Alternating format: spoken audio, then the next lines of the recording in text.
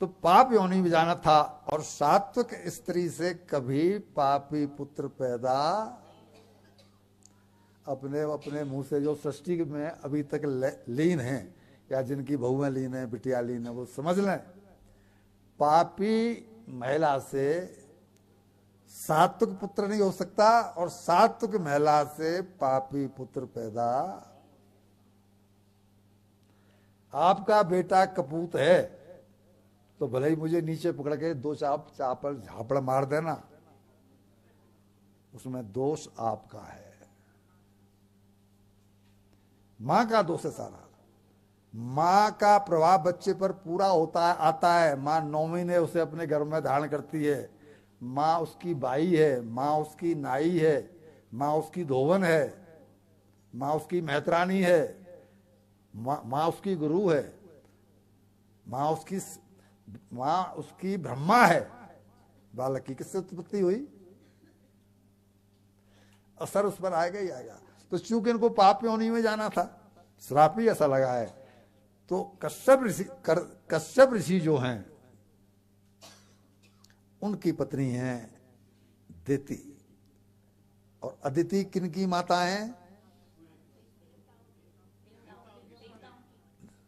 फिर मैं कह दूं, मैं आपका ज्ञान जानने के लिए आपसे नहीं पूछता प्रश्न, याद बनी रहे, क्योंकि कभी कभी हम ट्रेन में सफर कर रहे हैं और वहां 4 लोग बैठे हैं, तो सत्संग की चर्चा चल पड़ी, तो देखने में आता है बोलना वहां पर एक ही आदमी बोल पा रहा है और बाकी 5 केवल उसकी मुंह तक देख रहे हैं।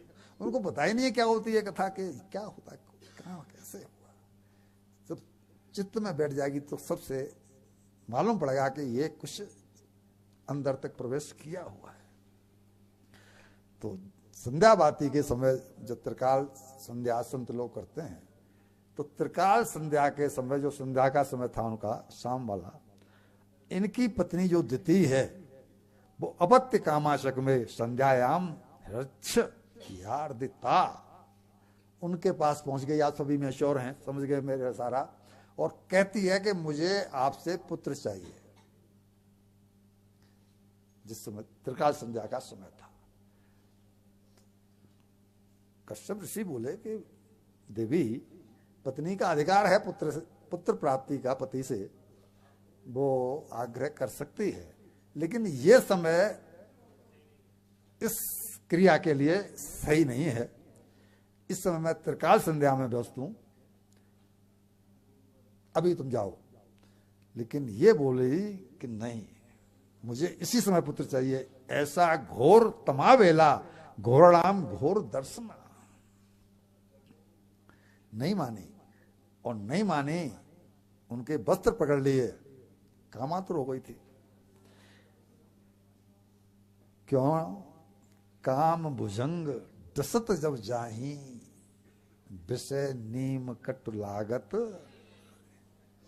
ये कड़वा है, नीम जैसा कड़वा है, लेकिन जिसके ऊपर काम सवार हो जाता है उसके विष पूरे शरीर में विष फैल जाता है, सांप का जैसा। तो जैसे सांप किसी को काट ले तो उसे नीम की पत्ती कड़वी नहीं लगती, नीम की पत्ती मीठी लगती है। उसी तरह इनको उस समय उनका ज्ञान नहीं जमा, इनको पसंद नहीं आया। उन्होंने सोचा कि लगता है भगवान की कोई लीला है कि मेरी पत्नी मेरे बारे में जानती है कि मैं कौन हूं, मैं कश्यप ऋषि हूं, और मेरी पत्नी और इस समय मुझसे जिद कर रही है। इसका मतलब भगवान कोई लीला करना चाहते हैं। हमारा और गोपाल जी का रोजाना डिस्कस होता था, एक रूम में थे। भगवान क्या लीला कर रहे हैं कुछ पता, अगले पल भगवान हमारी थाली में क्या परोसने वाले हैं कुछ पता।